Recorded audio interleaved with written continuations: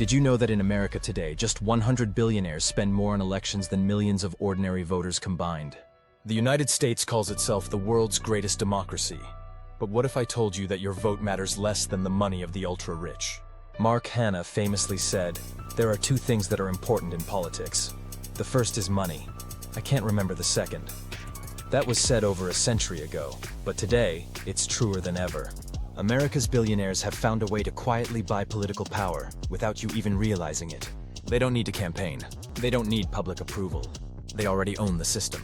They are secretly controlling elections, politicians, and even Supreme Court decisions, all while making you believe that democracy still works for you. But how did we get here? To understand, we need to look at how wealth gradually transformed into political dominance. For most of American history, being rich meant luxury, comfort, and social status. You could own vast estates, fund charities, and even influence local politics. But money alone didn't guarantee real political power. Politicians still had to appeal to the public, win votes, and play by a system where the voice of the people mattered. But over time, the wealthy class realized something. Real power isn't just about wealth. It's about shaping the rules of the game. And to do that, they needed influence, not just riches. However, the laws put limits on unbridled use of money to influence politics. There were restrictions on campaign donations, transparency rules, and attempts to prevent the ultra-rich from controlling elections. But all of that changed in 2010 with one Supreme Court ruling, Citizens United versus Federal Election Commission. The Supreme Court shattered those spending limits, declaring that money equals free speech. That ruling opened the floodgates for billionaires to dominate elections like never before. In other words, the highest court in the land had declared that money equals political power. Almost overnight, a small group of ultra-wealthy individuals and corporations realized they could reshape the entire political system to work in their favor. And they wasted no time doing it. With this ruling, billionaires now had the perfect tool to control elections: super political action committees. These super PACs became billionaire war chests, funneling limitless cash into elections while keeping donors anonymous. They funded think tanks, media outlets, and lobbying firms to push policies that benefited them. This might sound like a technicality, but in reality, this opened the door for billionaires to spend hundreds of millions shaping elections without ever putting their name on a check. When a billionaire wants a certain politician elected, instead of donating directly, which would have legal limits, they fund a super PAC. That super PAC runs attack ads, floods social media with narratives, and controls the political conversation, all while keeping the billionaire's identity hidden. And because super PACs are legally independent from candidates, politicians can pretend they have nothing to do with them, even when those super PACs are spending millions to get them elected. But even super PACs had a flaw. While billionaires could hide behind committees, their donations were still recorded. So they took secrecy one step further, and that's where the dark money came in. Dark money is the political spending where the source of the money is hidden from the public. It flows through nonprofit organizations that aren't required to disclose their donors, making it impossible to trace who's funding what. What makes this so powerful is that if a billionaire donates millions directly to a politician, it's a public record, bringing bad name for both of them. But if they funnel that money through a network of nonprofits and super PACs, voters never know where it came from. The elections are thought to be a battle between two opposing sides. But for billionaires, it's more like hedging a bet. They don't just back one party, they fund both. Because when you have money on every horse in the race, it doesn't matter who crosses the finish line first. Take Wall Street, for example. In 2020, major hedge funds and corporate giants donated millions to both Democrats and Republicans. One of the biggest donors, Blackstone CEO Steven Schwartzman, poured money into Trump's campaign. Yet Blackstone executives also funded Biden, because no matter who won, they'd still have access to the White House. And the scale of this dark money spending is staggering.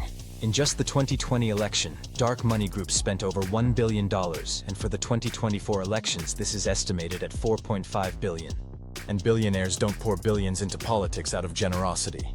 Every dollar is an investment, one that pays off in power and influence. With their vast wealth, they could reshape laws, rewrite policies, and even influence the highest court in the land to serve their interests. This isn't a conspiracy theory, it's a documented reality. And the proof is everywhere. In Washington, D.C., there's a simple rule. If you want a law changed, you don't need public support. You just need enough money to hire the right lobbyists. In 2022 alone, over $4 billion was spent on lobbying efforts in the U.S. The billionaire-backed interest groups outspend labor unions, consumer rights groups, and public interest organizations by a factor of 34 to 1. And a Princeton study analyzing decades of policy decisions found that public opinion has almost zero influence on laws passed by Congress. Instead, legislation overwhelmingly favors the interests of the wealthy elite. But here is a catch: laws can be reversed. Congress can change its mind. The Supreme Court, however, is for life. That's why billionaires set their sights on the highest court in the land. And so, through dark money networks, billionaires began funding the appointment of justices who would rule in their favor. One of the most notorious examples is the Federalist Society, a powerful legal organization that grooms and promotes conservative judges. Between 2014 and 2020, dark money groups linked to billionaires funneled over $250 million into Supreme Court nomination battles. These efforts ensured that Supreme Court justices aligned with corporate interests were appointed. Justices who would strike down regulations, weaken worker protections, and uphold billionaire-friendly policies. But influencing elections, courts, and laws isn't enough. To truly control a nation, you need to shape public perception. Billionaires do this through the most powerful tool of all: media. Today, a handful of billionaire families own America's biggest news outlets. Rupert Murdoch's empire controls Fox News, The Wall Street Journal, and The New York Post, pushing narratives that align with his interests. Jeff Bezos, the world's richest man, owns The Washington Post. Billionaire-backed hedge funds have swallowed up hundreds of local newspapers, gutting independent journalism and replacing it with profit-driven propaganda. This control means they don't just influence what news is reported, but what isn't. Stories that threaten their wealth and power are buried. Political candidates who challenge the billionaire class are painted as radicals or ignored altogether. And investigative journalism that exposes corruption is quietly defunded or dismissed as conspiracy. The result is that Americans aren't just manipulated by political ads. They're shaped by a billionaire-curated version of reality. A reality where wealth concentration is never questioned, tax loopholes for the rich seem normal, and the public is kept divided over cultural issues while the economic elite tightens their grip. So today, billionaires are in complete control of the system. From rewriting tax laws to shaping Supreme Court rulings, billionaires' wealth buys them the kind of power ordinary Americans can't even dream of. But if all this still feels abstract, let's make it real. Let's look at real-life moments where billionaires quietly reshaped America without most people even noticing. Their influence extends beyond elections and courtrooms. It shapes the policies that govern our everyday lives. One of the most striking examples of this influence is how billionaire-backed lobbying has shaped environmental policy in the US. For decades, billionaire industrialists Charles and David Koch, owners of Koch Industries, have spent hundreds of millions lobbying against climate change policies. They funded think tanks that spread climate denial, making the public question science. They lobbied Congress to block carbon regulations, allowing corporations to pollute without consequences. They pushed for state laws making it harder for cities to transition to renewable energy. Their influence worked. In 2017, when the Trump administration withdrew from the Paris Climate Agreement, it wasn't just Trump's decision. The Koch network had spent over $100 million lobbying for it. And in 2022, when the Supreme Court ruled that the EPA had limited power to regulate carbon emissions, that wasn't a coincidence. Koch-backed groups had been pushing for that decision for years, and they got it. The result is that America remains one of the world's biggest polluters, while oil billionaires keep raking in record profits. But the environment isn't the only place where billionaire influence has had devastating consequences. Wall Street executives used the same playbook to rewrite financial regulations in their favor. Before the 2008 financial meltdown, banking billionaires hated one thing more than anything else: regulations that limited their risk-taking. So they spent over $5 billion lobbying Congress to weaken financial regulations. In 1999, they succeeded when lawmakers repealed Glass-Steagall, a law that had separated regular banks from risky investment firms since the Great Depression. The result was that the banks started making huge, reckless bets with people's money. By 2008, the system collapsed, wiping out $19.2 trillion in household wealth and leaving millions unemployed. And the very billionaires who caused the crisis got bailed out. But they weren't done. In 2018, billionaire-backed lobbyists pushed to roll back financial regulations again, setting up conditions for the next financial disaster. Billionaire influence doesn't stop at Wall Street. Corporate giants have also manipulated public institutions to serve their own interests, and no case makes this clearer than the quiet takeover of the US Postal Service. For years, Amazon's billionaire founder Jeff Bezos has wanted to cut Amazon's shipping costs. But instead of paying for it, he found a better way, quietly reshaping the US Postal Service. Amazon lobbied for USPS policy changes that forced the agency to give Amazon massive shipping discounts. In 2017, Amazon-friendly policymakers pressured the USPS to sign contracts that benefited Amazon. while making USPS deliveries more expensive for everyone else. In 2020, Trump's Postmaster General, Louis DeJoy, made massive cuts to USPS services, causing mail slowdowns that hurt small businesses, while Amazon's private delivery network kept running smoothly.